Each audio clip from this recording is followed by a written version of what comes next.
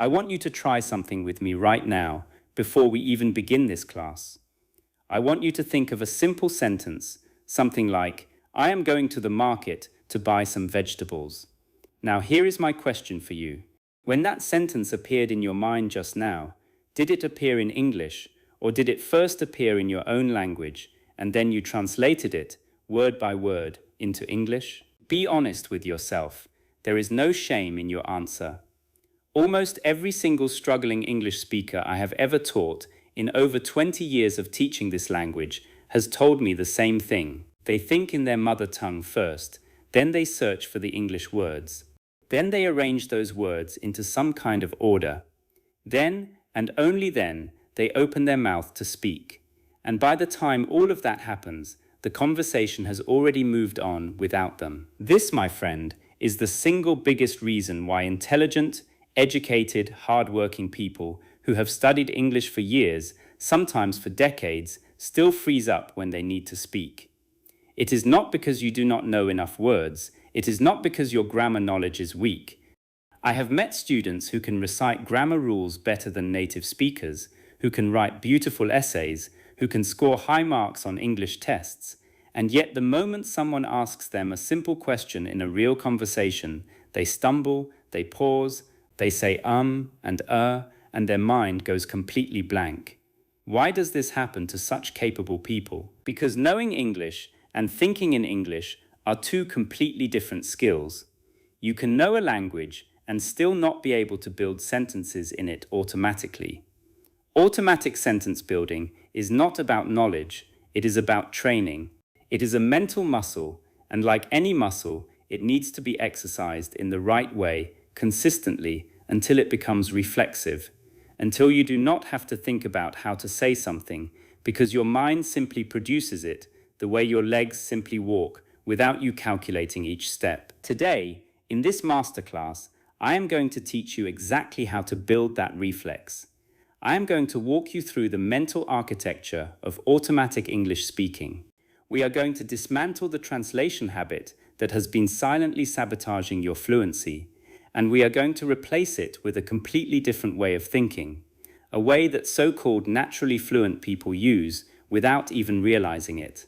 By the end of this class, you will understand exactly why your brain currently works the way it does when you try to speak, and more importantly, you will know exactly what to do, starting today, to rewire it. I am Professor William Parker, and this is the Speaking Mindset.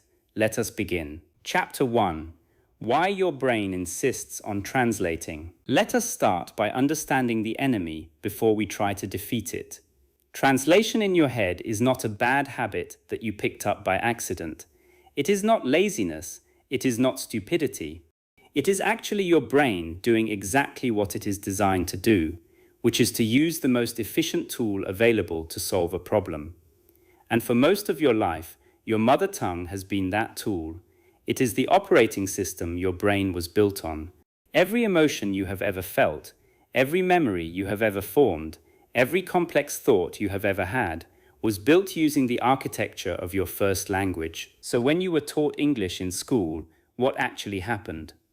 In most classrooms around the world, English was taught as a translation exercise.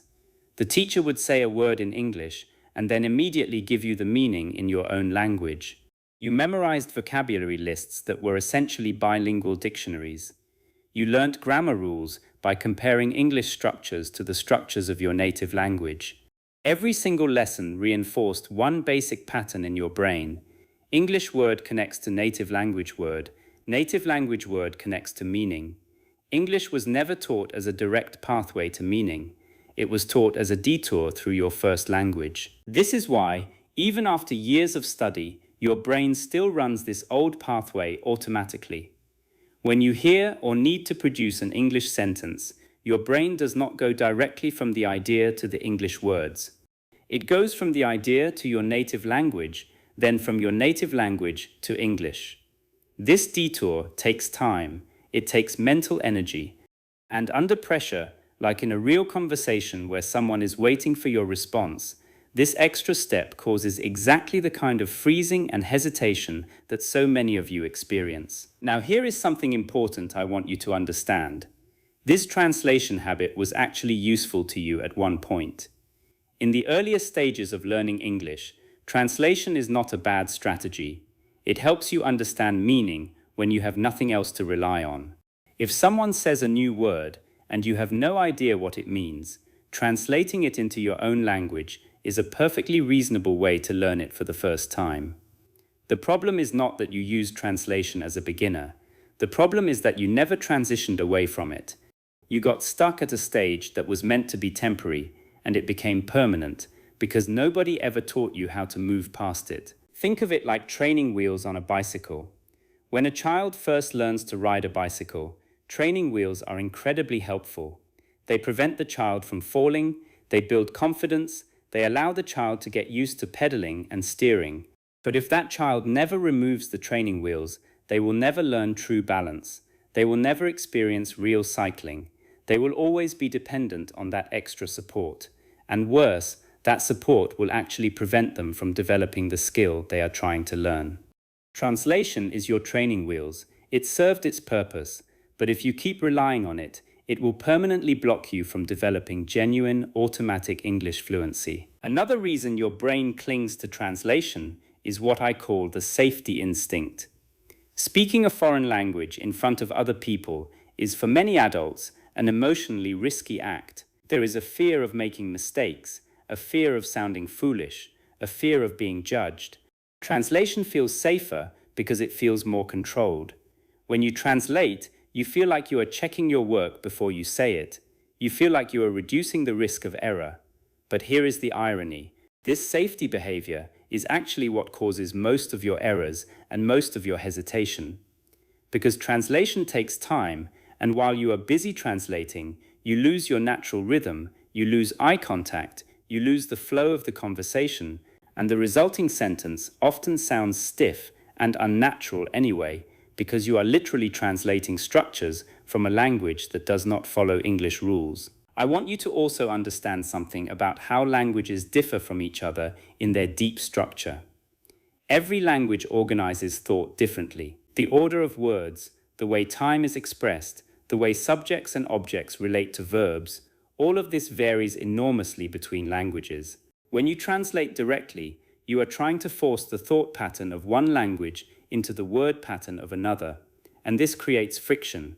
This is why direct translation often produces sentences that are grammatically incorrect or that simply sound strange to a native ear, even when every individual word is correct. The words are right, but the architecture is wrong. So what is the solution? The solution is not to try harder at translating faster. Many students make this mistake. They think, if only I could translate more quickly, I would speak more fluently. But this is treating the symptom instead of the disease.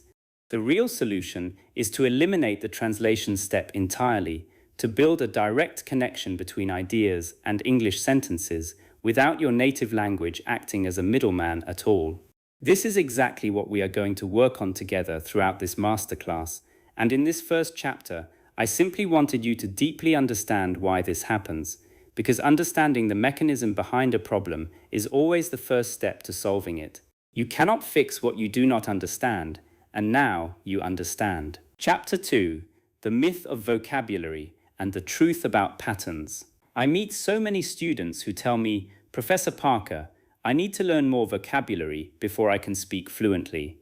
They believe that fluency is simply a matter of knowing enough words. So they spend years memorizing word lists, downloading vocabulary apps, writing down new words in notebooks, testing themselves on definitions. And after all of that effort, when they try to speak, they still struggle. Why? Because vocabulary was never the real bottleneck. Sentence construction was. Let me explain this with a simple comparison. Imagine you are given a box full of building blocks. Beautiful, high-quality blocks, hundreds of them, in every color and shape. But imagine you have never been taught how to connect these blocks together. You do not understand the mechanism, the studs and grooves, the way one piece locks into another. You simply have a pile of separate blocks sitting on the floor. No matter how many more blocks I give you, you still cannot build anything, because the problem was never the quantity of blocks. The problem is that you do not know the system of connection. This is exactly what happens with vocabulary and speaking. Words are the blocks. Sentence patterns are the connection system. A student can know 5,000 words and still be unable to speak because they have never internalized the patterns that allow those words to snap together into fluid, natural English sentences. Meanwhile, I have seen students with a much smaller vocabulary, perhaps only 1,000 or 2,000 words, who speak far more fluently and confidently, simply because they have deeply internalized a set of core sentence patterns, and they know how to use those patterns flexibly with the words they do have. This is a critical mindset shift I need you to make today. Stop thinking of English as a giant dictionary that you need to memorize.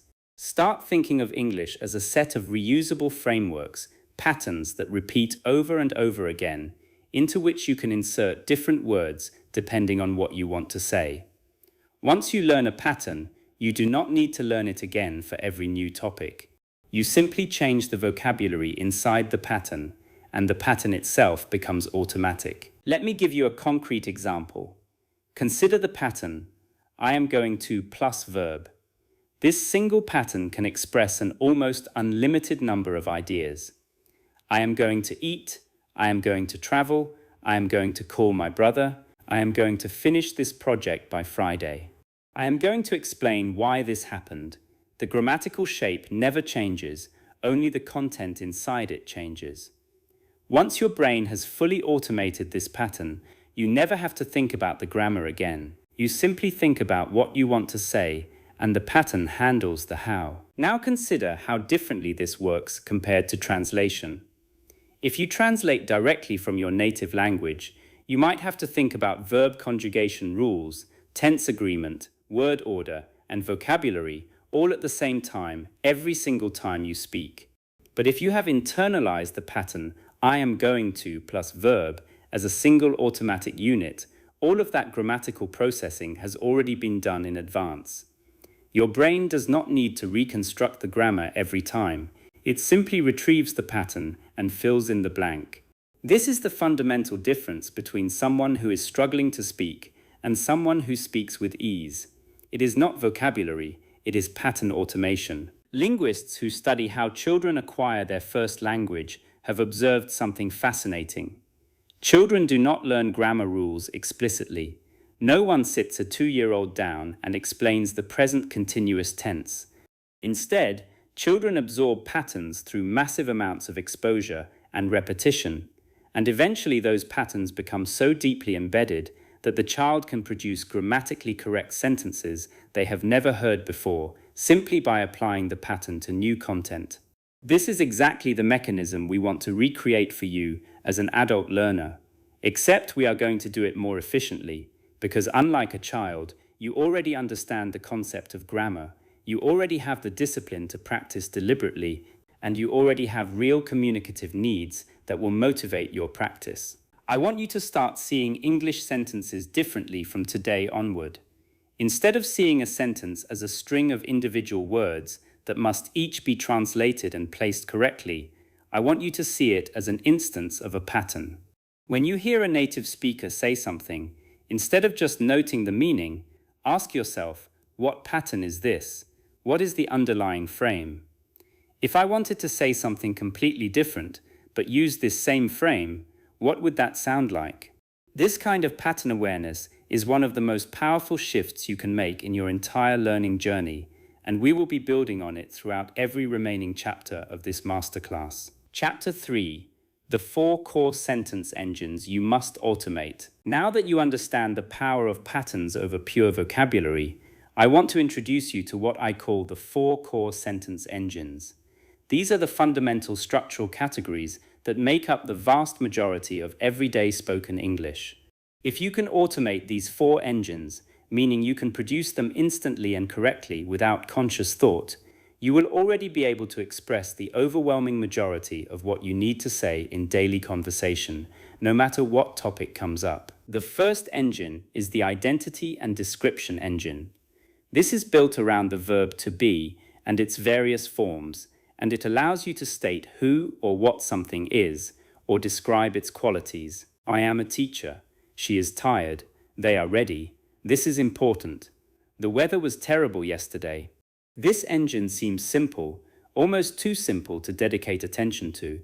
But I have found that many struggling speakers actually hesitate even on this basic structure because they are still mentally translating from languages that either do not have an equivalent verb or that use it in a completely different way. Automating this engine means you never again pause to think about whether to say is, or are, or was, or were. Your mouth should produce the correct form as instantly and unconsciously as breathing. The second engine is the action engine.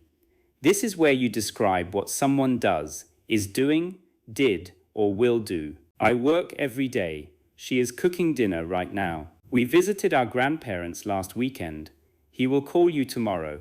This engine involves the verb tenses, and I know that tenses are often the single biggest fear for struggling English speakers. But here is what I want you to understand. You do not need to consciously calculate tense rules while speaking. If you drill the core action engine patterns enough times, in enough different contexts, your brain will begin to select the correct tense automatically, based on feel, the same way a native speaker does. Native speakers are not running grammar calculations in their heads as they speak. They have simply heard and produced these patterns so many times that the correct form emerges instinctively. The third engine is the desire and intention engine. This is how you express what you want, need, plan, or intend to do. I want to improve my English. I need to leave early today. I plan to start my own business. I am hoping to hear back from them soon. This engine is incredibly useful in conversation because so much of what we talk about involves our goals, our wishes, and our plans. Once automated, this engine allows you to talk about your future and your desires without any hesitation, which immediately makes your speech feel more personal, more engaging, and more natural to the people you are talking to. The fourth engine is the opinion and evaluation engine. This is how you express what you think, believe, feel, or how you judge something. I think this is a great idea. I believe we should wait a little longer. In my opinion, this restaurant is overpriced. I feel like something is wrong. This engine is what allows conversations to become genuine exchanges of perspective rather than simple exchanges of facts. Struggling speakers often avoid giving opinions altogether because they are unsure how to phrase them, and this makes their conversations feel flat and one-dimensional. Once you automate this engine, you will find yourself participating much more actively in discussions, debates, and casual conversations because you finally have the tools to express your inner thoughts fluently. Now here is the critical exercise I want you to commit to. For each of these four engines, I want you to practice producing 10 different sentences a day, using the exact same underlying pattern, but changing the content completely each time. Do not simply read example sentences and move on. Say them out loud, physically, using your own voice, about your own real life. If the pattern is, I want to plus verb, do not just repeat my example. Create your own. I want to improve my pronunciation. I want to visit Japan someday. I want to understand this lesson completely. The physical act of producing the sentence yourself, repeatedly, with real content that matters to you, is what drives the pattern from conscious knowledge into unconscious reflex. This is not optional extra practice. This is the actual mechanism by which automaticity is built, and we will return to this exercise structure again and again throughout this masterclass. Chapter 4. From slow assembly to instant retrieval. Let us talk now about what is actually happening inside your brain when you speak a sentence, because understanding this process will help you understand exactly why some methods of practice work and others do not. There are two very different modes your brain can use to produce a sentence. The first mode is what cognitive scientists call controlled processing. This is slow, effortful, conscious thinking.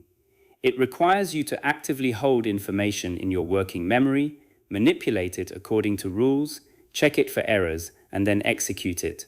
This is exactly what happens when a struggling speaker tries to form an English sentence.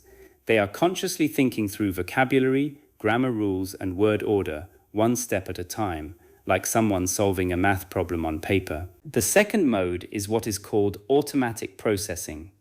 This is fast, effortless, and largely unconscious. Information is retrieved as a whole unit rather than being assembled piece by piece. This is how native speakers and highly fluent second language speakers actually produce their speech. They are not solving a grammar problem every time they open their mouth. They are retrieving preformed chunks of language and combining them fluidly, almost instantaneously. The entire goal of everything we are doing in this masterclass is to help you transition specific pieces of your English from controlled processing into automatic processing. This transition does not happen through understanding alone. You can understand a grammar rule perfectly, be able to explain it to someone else, and still not be able to produce it automatically under the pressure of real conversation. Understanding lives in a different part of the brain than automatic performance. This is why so many students who have excellent theoretical knowledge of English grammar still struggle to speak. Knowledge and automaticity are simply not the same thing, and one does not automatically transform into the other. Only repeated, active, retrieval-based practice makes that transformation happen. I want to explain the concept of retrieval practice in more depth because it is one of the most powerful tools available to you. Retrieval practice means actively producing language from memory rather than simply recognizing it when you see or hear it. There is a very important difference between recognition and production.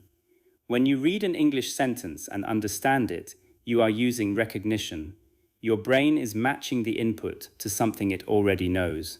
This is relatively easy, and it is why many students feel confident when reading or listening, but feel completely lost when they need to speak. Speaking requires production. Your brain has to generate the sentence from nothing, using only the idea in your mind as a starting point. Production is a fundamentally harder cognitive task than recognition, and it requires its own dedicated practice. You cannot become good at production simply by doing more recognition activities like reading or passive listening. This is why one of the most important shifts I ask my students to make is to dramatically increase the proportion of their practice time that involves actual speaking production, even when it feels uncomfortable, even when it feels much harder than reading or listening. If 90% of your English study time is spent reading textbooks, watching videos without repeating anything out loud, or doing grammar exercises on paper, you are training recognition, not production. You could study this way for 10 years and still freeze up in conversation because you have never given your brain the specific type of practice it needs to build automatic production. Let me give you a very practical framework for how retrieval practice should work. First, you choose a pattern, one of the 4 engines we discussed, or a specific chunk we will discuss in later chapters. Second, you create your own content for that pattern, something true about your actual life, not a textbook example. Third, and this is critical, you produce the sentence out loud, from memory, without reading it from a script. Fourth, you repeat this process with variations, changing small elements each time so that your brain practices flexible retrieval rather than just memorizing one fixed sentence like a parrot. Fifth, you increase the speed gradually over multiple practice sessions, pushing yourself to produce the sentence faster and faster, because speed under low-pressure practice conditions builds the neural pathways that allow for speed under real, high-pressure conversation conditions. I know this sounds like more effort than simply watching English videos or reading English articles, and it is. But I want you to understand something important. Passive exposure to English, reading and listening, is valuable and necessary, but it primarily builds comprehension. It does very little to build production speed. If your goal is specifically to speak automatically without translating, you must dedicate real time to active, out loud, retrieval-based production practice. There is simply no substitute for it. This is the honest truth that many courses and apps do not want to tell you, because passive learning feels easier and sells better. But I care more about your actual results than about telling you what feels comfortable to hear. Chapter 5: Killing the Inner Translator Through Direct Association. Now let us get very specific and practical about how to actually eliminate the translation habit itself. I call the voice inside your head that keeps converting your native language into English the inner translator. And this inner translator has been running on autopilot for years, perhaps your entire life. It will not disappear simply because you have decided it should. You have to actively retrain the underlying associations in your brain, and I am going to give you the exact method for doing this. The core principle here is called direct association.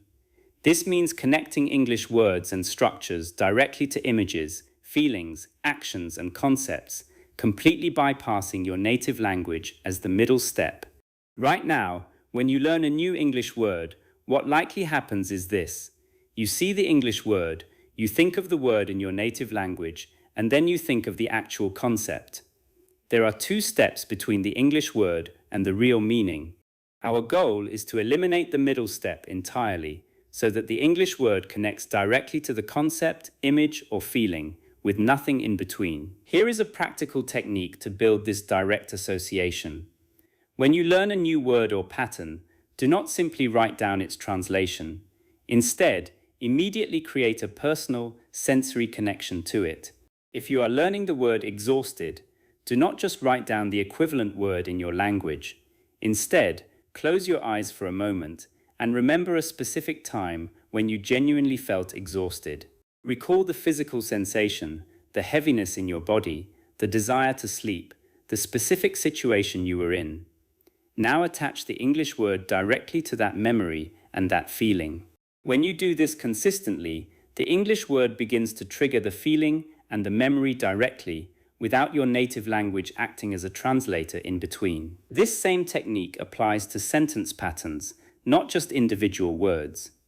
When you practice a pattern like "I am worried about," do not just think of the grammatical structure. Think of a real situation in your life right now that makes you worried. Feel that worry as you say the sentence. I am worried about my upcoming exam. I am worried about my health. Say it while genuinely accessing that feeling. This emotional and personal engagement dramatically strengthens the direct pathway between the English structure and real meaning in your mind, because emotionally engaged memories are simply stronger and more accessible than neutral, textbook memorized information. Another extremely effective method for killing the inner translator is what I call the description habit. Throughout your day, whenever you have a spare moment, silently describe your immediate environment or your current activity directly in English without ever forming the sentence in your native language first. If you are making coffee, think, I am pouring hot water into the cup. The coffee smells strong this morning. I need to add a little more sugar.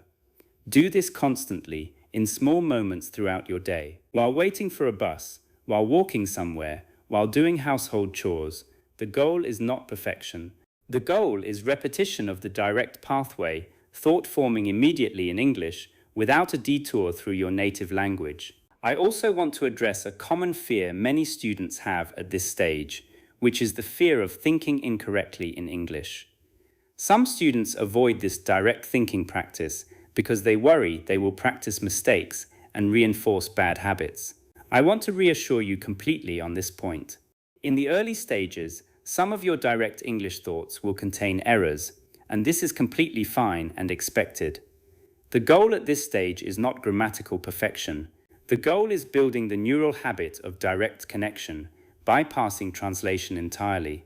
Grammatical refinement can and will happen over time as you get more exposure and more correction, but that refinement can only happen on top of a foundation of direct thinking. If you wait for perfect grammar before you allow yourself to think directly in English, you will simply never build that foundation at all, and you will remain stuck in the translation trap indefinitely. There is one more powerful tool I want to give you in this chapter, and that is the concept of English-only zones. I want you to designate specific times or specific activities during your day as strictly English-only zones, where you completely forbid yourself from using your native language, even in your own head. This might be 15 minutes in the morning while you get ready, or the time you spend cooking dinner, or your commute if you travel alone. During these designated zones, every single thought, every internal comment, Every silent observation must be attempted in English, however imperfectly. This consistent, protected practice time is where the direct association pathway gets its strongest reinforcement, because you are removing the option of falling back into your native language, forcing your brain to search for and eventually find the English pathway directly. Chapter 6. Building your personal chunk library. I want to introduce you now to one of the most powerful concepts in the entire field of language acquisition, something that will genuinely transform the speed at which you speak.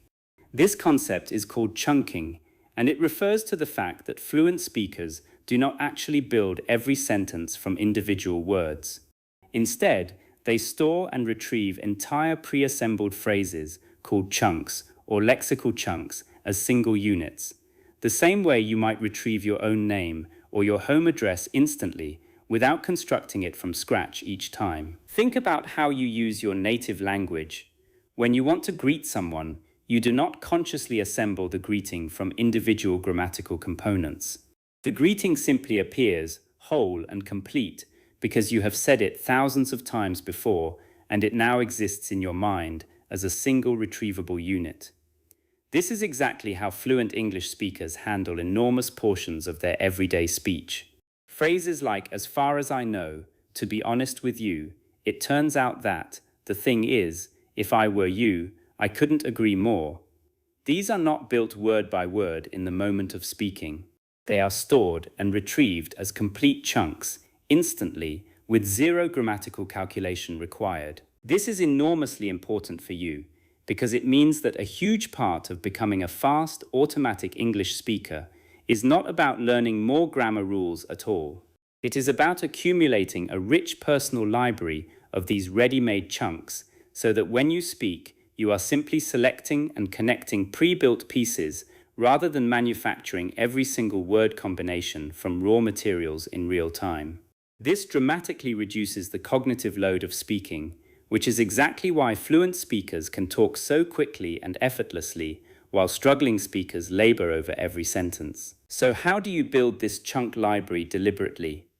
The first step is to start noticing chunks whenever you encounter English, whether through videos, conversations, articles, or podcasts.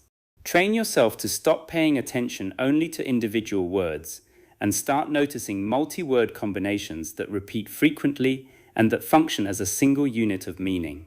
When you hear someone say, "I was wondering if you could help me with something," notice that "I was wondering if you could" is a complete, reusable chunk, useful for making polite requests in dozens of different situations, regardless of what specific help is being requested. The second step is to actively collect these chunks in a dedicated place, whether a notebook or a digital document.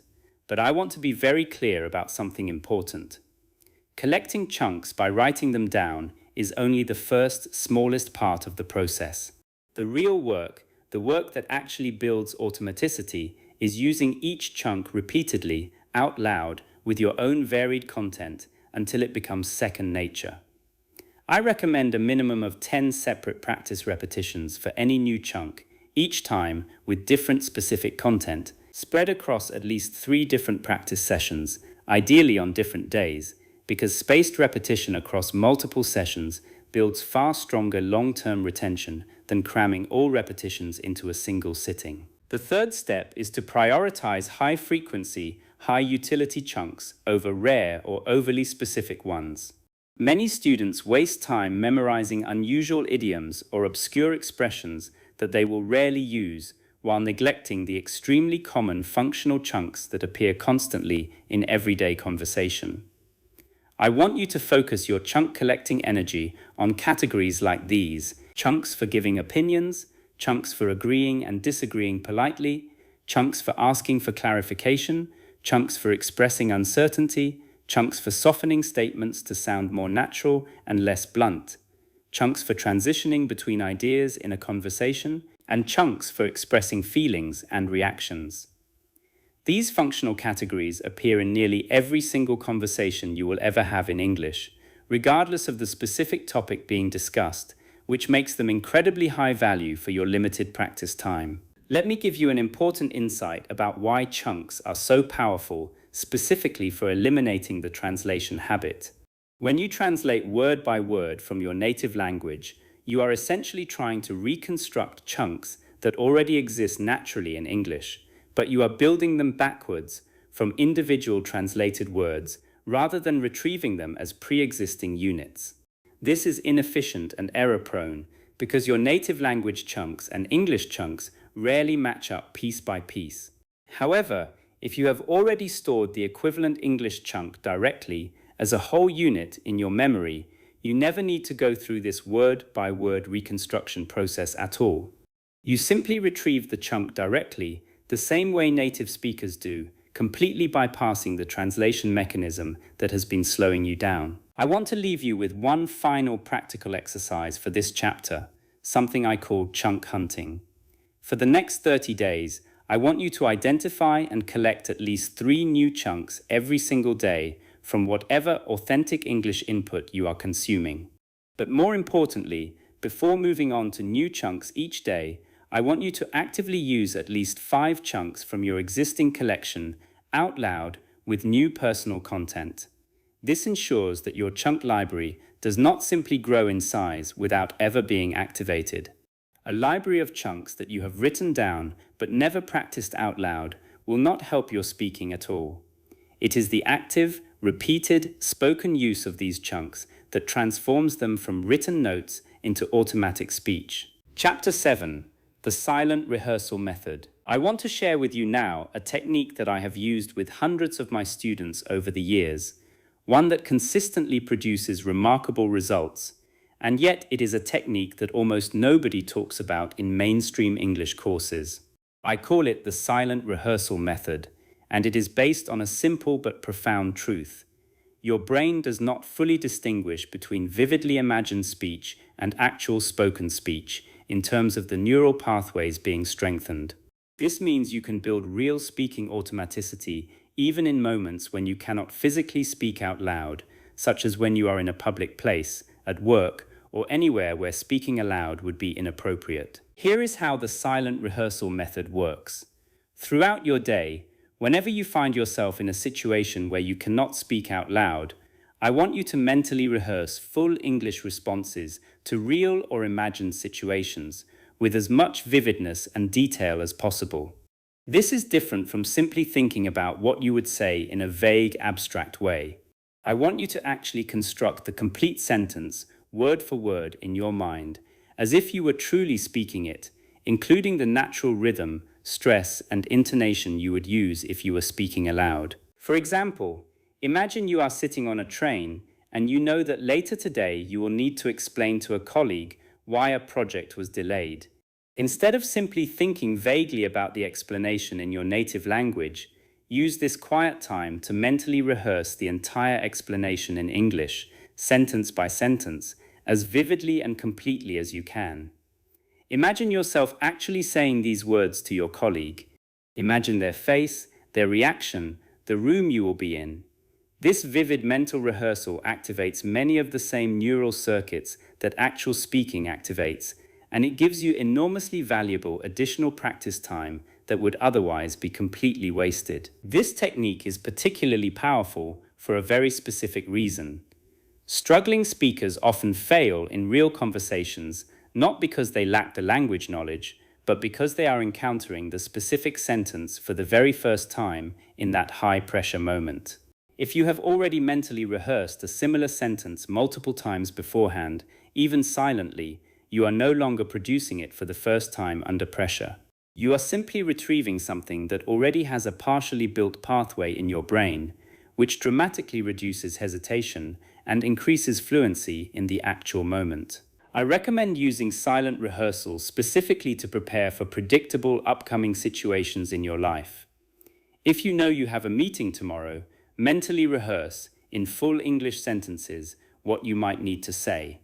If you know you will be making a phone call to a customer service department, mentally rehearse the request you need to make, including possible follow-up questions you might be asked, and how you would respond to them. If you are nervous about an upcoming social event, mentally rehearse introducing yourself, asking questions, and responding to common small talk topics. This kind of targeted, situation-specific rehearsal is far more valuable than generic practice because it directly prepares the exact language you are likely to need in the near future. I also want to introduce a slightly different version of this technique, which I call shadow narration. This involves silently narrating your own actions in English as you perform them throughout the day, using complete grammatical sentences rather than fragments. As you walk to your car, silently narrate, "I am walking to my car now. I need to remember to check the fuel level before I leave. The traffic might be heavy at this time of day." This constant low-effort narration keeps your English production system active throughout the day, in small, consistent doses, rather than only during dedicated study sessions. Language automaticity is built far more effectively through frequent, brief, distributed practice than through occasional, long, concentrated sessions, and shadow narration is one of the easiest ways to achieve this frequent distributed practice because it requires no additional time in your schedule at all. It simply happens alongside activities you are already doing. One important caution I want to give you about silent rehearsal and shadow narration. These techniques are incredibly powerful supplements, but they are not complete substitutes for actual spoken practice. There is still a meaningful difference between silently rehearsing a sentence in your mind and physically producing it with your mouth, engaging the actual muscles of speech, and hearing your own voice say the words. The physical motor component of speaking is its own separate skill that also requires dedicated practice. I recommend using silent rehearsal to multiply and extend your practice throughout the day, while still maintaining dedicated sessions of genuine, out-loud, physical speaking practice, ideally every single day, even if only for 10 or 15 minutes. Together, these two forms of practice, silent and spoken, reinforce each other and accelerate your progress toward true automatic fluency far more effectively than either one alone. Chapter 8. Handling the gaps when you do not know a word. Let us now address one of the most common moments of panic for struggling English speakers, the moment when you are in the middle of speaking and you suddenly realize you do not know the exact word you need. This single moment causes more hesitation, more freezing, and more abandoned sentences than almost any other single factor in spoken English. I want to completely change how you respond to this moment, because right now, your instinct is almost certainly the wrong one. When most struggling speakers hit a vocabulary gap mid-sentence, their instinct is to stop, panic, mentally search through their native language for the concept, then desperately search their English memory for the translation, and if they cannot find it quickly, they simply give up on the sentence entirely, or they switch to their native language, or they fall completely silent. This response pattern is exactly what we need to eliminate, because native speakers themselves hit vocabulary gaps constantly in their own native language, and yet they rarely stop speaking entirely. They have developed automatic strategies for working around gaps, and I am going to teach you the exact same strategies. The first strategy is what I call the description workaround. Instead of searching for the single precise word you cannot remember, immediately shift to describing the concept using words you already know with confidence. If you cannot remember the word umbrella, instead of freezing, you simply say, "the thing you use to protect yourself from the rain." This is not a failure. This is exactly what fluent speakers do naturally, all the time, in every language. The goal of communication is to transfer meaning, not to use one specific perfect word. As long as your listener understands your meaning, the communication has succeeded, regardless of whether you use the ideal vocabulary word. The second strategy is what I call the category substitute. Every specific word belongs to a broader category, and often you can substitute a more general category word for the specific one you cannot recall, without losing very much meaning. If you cannot remember the word wrench, you can simply say tool. If you cannot remember cardigan, you can say sweater, or even simply clothing. This substitution keeps your sentence flowing forward, rather than creating a complete stop. And in most real conversations, this level of precision loss is completely acceptable and often goes entirely unnoticed by your listener. The third strategy is the synonym search, but with an important twist. Rather than searching desperately for the exact perfect word, train yourself to instantly reach for any reasonably close synonym, even an imperfect one, and simply continue speaking. If you cannot remember exhausted, reach immediately for very tired instead. If you cannot remember furious, reach immediately for very angry. The key insight here is speed of substitution over precision of substitution. A slightly imperfect word, said immediately and confidently, communicates far more effectively and sounds far more fluent than the perfect word found after an awkward 5-second pause. The fourth strategy, and this is one I consider absolutely essential, is what I call the bridging phrase. These are small filler chunks that buy you a moment of thinking time without creating an awkward silence, and crucially, they keep you sounding natural and confident rather than lost, even while your brain is quickly searching for the next word. Phrases like, "What I mean is," and "How should I put this? The word is escaping me right now, but basically," or simply, "Let me think about how to say this," are all completely natural, commonly used by native speakers themselves, and they buy you precious extra seconds while sounding completely normal and unremarkable to your listener. I want you to practice these 4 strategies deliberately, not just understand them intellectually. Here is a specific exercise. Choose 10 common English words that you know well. For each word, practice explaining it out loud without ever using the word itself, purely through description, category, or synonym. This exercise directly trains the exact mental skill you need in the moment of a real vocabulary gap, the ability to instantly pivot to an alternative expression of the same meaning rather than freezing. The more you practice this deliberately in low-pressure conditions, the more automatically it will happen in high-pressure real conversation conditions when you genuinely cannot recall a specific word. I also want to address the underlying emotional component of this issue because it matters just as much as the technical strategies. Many struggling speakers treat a vocabulary gap as a personal failure, a sign that their English is not good enough. I want you to completely reframe this belief. Every single fluent speaker, in every single language, including their own native language, experiences word retrieval gaps regularly. This is not a sign of weak English. This is simply how human language production works in every language, for every person, at every skill level. Once you stop treating these gaps as evidence of failure, and instead treat them as a completely normal, expected part of speaking that simply requires a quick workaround strategy, your anxiety around this moment will decrease dramatically, and with lower anxiety, your ability to think clearly and find that workaround will actually improve significantly. Chapter 9. Training speed and eliminating the hesitation pause. Even after a student has learned patterns, built a chunk library, and developed workaround strategies for vocabulary gaps, there is often one final barrier remaining, and that is simple speed.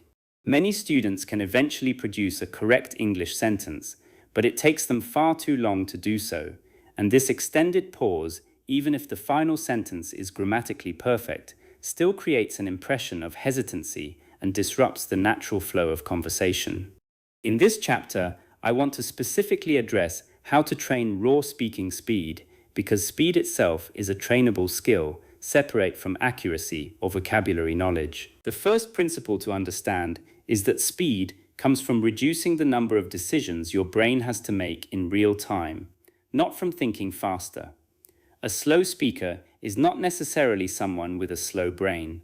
A slow speaker is usually someone whose brain has to make many more decisions per sentence than a fast speaker's brain does, because fewer of their language elements have been automated into single retrievable units. Every single chunk, pattern, or word that remains in the category of controlled, conscious processing rather than automatic processing adds measurable time to your sentence production. This is precisely why everything we have discussed throughout this masterclass, direct association, chunk building, pattern automation, ultimately serves this single underlying goal of reducing decision points and thereby increasing speed. With that principle established, let me give you specific speed training exercises that you can begin using immediately. The first exercise is called timed response drilling. Choose a set of simple questions, ideally ones related to your daily life, hobbies, opinions, and plans. Set a timer for yourself and challenge yourself to begin speaking your answer within 2 seconds of hearing or reading the question, without any preparation time beforehand. Do not worry excessively about producing a perfect, complex sentence. The primary goal of this specific exercise is training your brain to initiate speech quickly without the delay caused by mentally planning the entire sentence before beginning to speak. Over repeated practice sessions, gradually reduce your target response time, and you will notice your overall conversational speed increasing correspondingly. The second exercise is called progressive speed repetition. Choose a sentence pattern or a chunk you have already learned. Say it out loud 5 times in a row, but with each repetition, deliberately increase your speaking speed slightly while still maintaining clear pronunciation. By the 5th repetition, you should be speaking noticeably faster than your first repetition, yet still clearly understandable. This exercise trains the physical, motor aspects of speech production to handle increased speed, which is a distinct skill from purely mental language processing, and both components need dedicated training for genuine speaking speed to improve. The third exercise addresses hesitation pauses directly, and I call it the no-stop rule. During a set period of practice speaking, perhaps 3 to 5 minutes, commit to never stopping completely, no matter what happens. If you cannot recall a word, use one of the workaround strategies from the previous chapter instead of stopping. If you make a grammatical mistake, simply continue speaking rather than stopping to correct yourself. If your mind genuinely goes blank for a moment, use a bridging phrase to keep sound continuously flowing while you regroup mentally. The entire purpose of this exercise is training your brain and your speaking muscles to tolerate continuous flow, even through imperfection, rather than defaulting to complete silence at the first sign of difficulty. Struggling speakers often have an extremely low tolerance for their own imperfection while speaking, which causes them to stop entirely at the smallest obstacle. This exercise deliberately builds tolerance for continuing forward through minor obstacles, which is precisely what fluent speakers do naturally and unconsciously. I also want to mention the powerful role that physical breathing plays in speaking speed and fluency, something that is very rarely discussed in traditional language classes.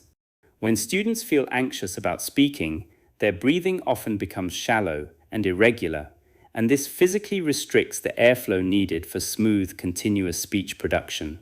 Before any speaking practice session, and ideally before any real conversation where you feel nervous, take several slow, deep breaths, filling your lungs completely and exhaling slowly.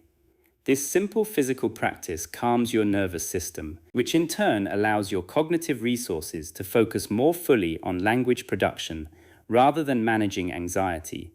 And it also literally provides the physical air supply needed for longer, smoother sentences without awkward mid-sentence gasping for breath. Finally, I want to emphasize that building genuine speaking speed takes consistent time and cannot be rushed through a single intensive session. I recommend dedicating short, focused speed training sessions, perhaps 10 minutes at a time, several times per week, rather than occasional long sessions.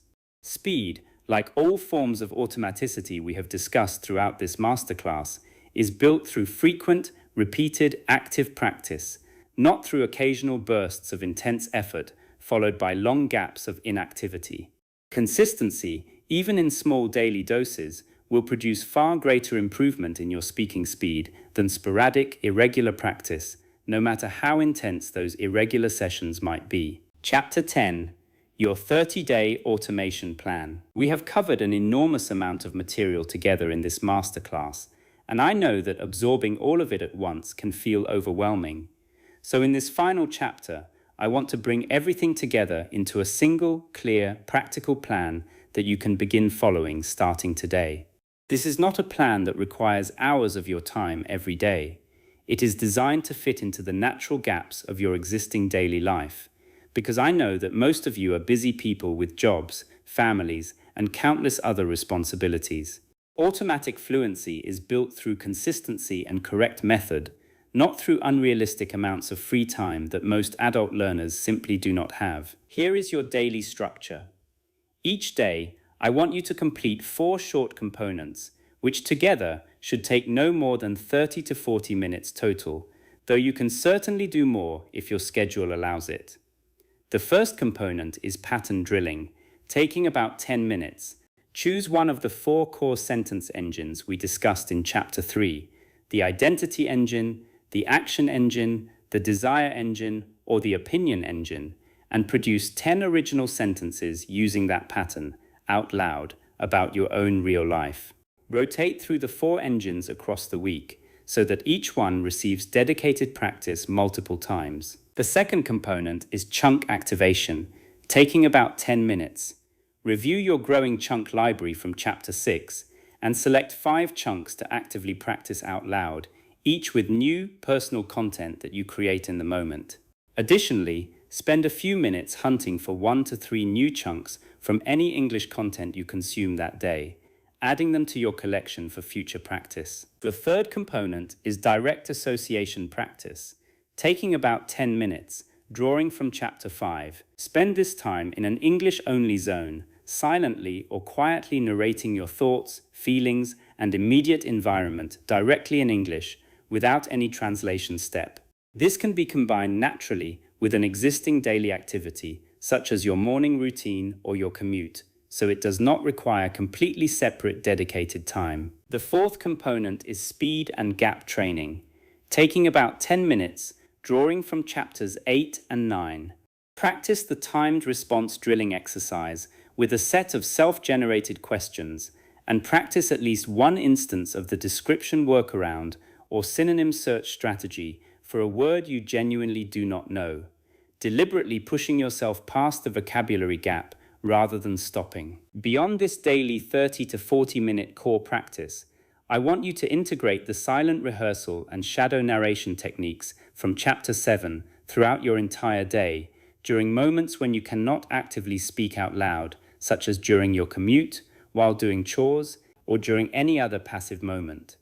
This costs you no additional dedicated time, since it happens alongside activities you are already doing, yet it dramatically multiplies your total practice volume across each day. I want you to commit to this structure for 30 consecutive days. 30 days is not an arbitrary number. It reflects the approximate amount of consistent, repeated practice generally needed for new neural pathways to begin functioning with meaningfully increased automaticity. You will not achieve complete, perfect fluency in 30 days, and I want to be honest with you about that, because language mastery is a long-term journey that continues for years. But I can tell you with confidence, based on what I have observed across hundreds of students who have followed this exact structure, that within 30 days of consistent practice, you will notice a real, measurable reduction in your hesitation, a real increase in your speaking speed, and a genuine decrease in how often you catch yourself translating from your native language before speaking. I also want to encourage you to track your progress throughout these 30 days, because tracking provides both motivation and valuable feedback. At the end of each week, record a short voice memo of yourself speaking freely on any topic for 2 or 3 minutes without any preparation. Do not judge yourself harshly while listening back. Instead, simply notice the differences between your Week 1 recording and your Week 4 recording.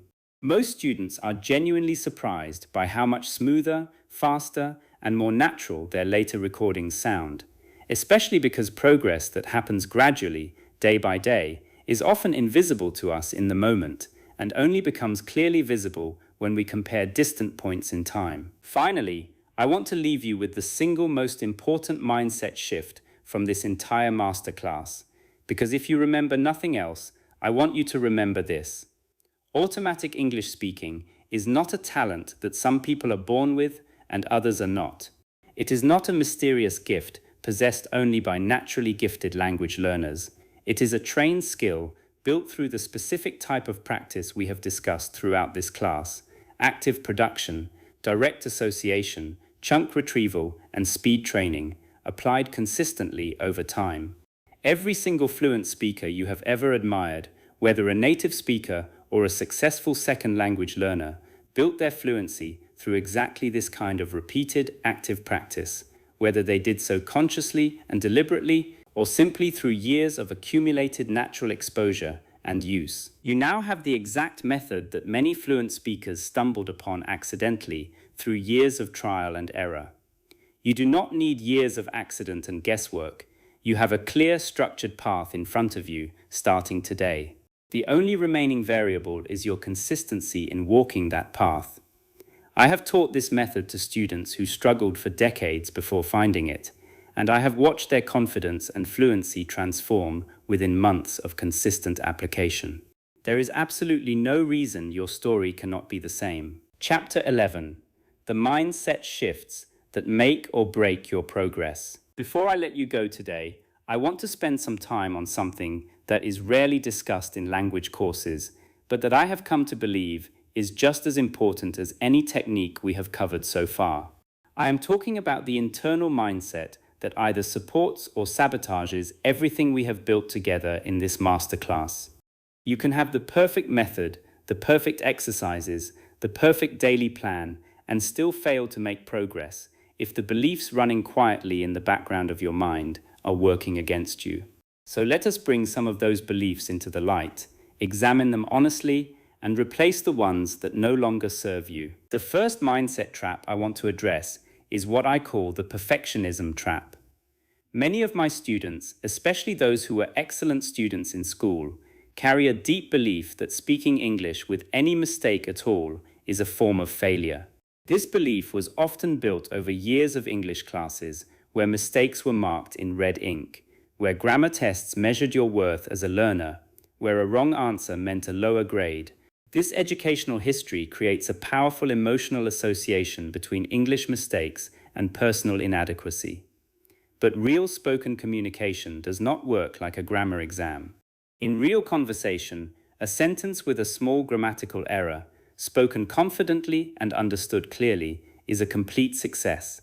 A perfect sentence that never gets spoken because you were too afraid to say it is a complete failure. I need you to genuinely internalize this truth, not just intellectually agree with it, but actually feel it. Because as long as perfectionism controls your speaking behavior, you will continue to hesitate, continue to stay silent in moments when you could have spoken, and continue to reinforce the very translation habit we have spent this entire class trying to eliminate. The second mindset trap is what I call the completionism trap, the belief that you must fully master a certain amount of grammar or vocabulary before you are allowed to begin speaking freely. Many struggling speakers are waiting right now for some future moment when they will finally feel ready, when their English will finally be good enough to speak without embarrassment. I need to tell you something important. That moment does not arrive through waiting. It arrives through speaking. Readiness is not a precondition for speaking practice. Readiness is the result of speaking practice. Every fluent speaker you admire did not wait until they felt ready.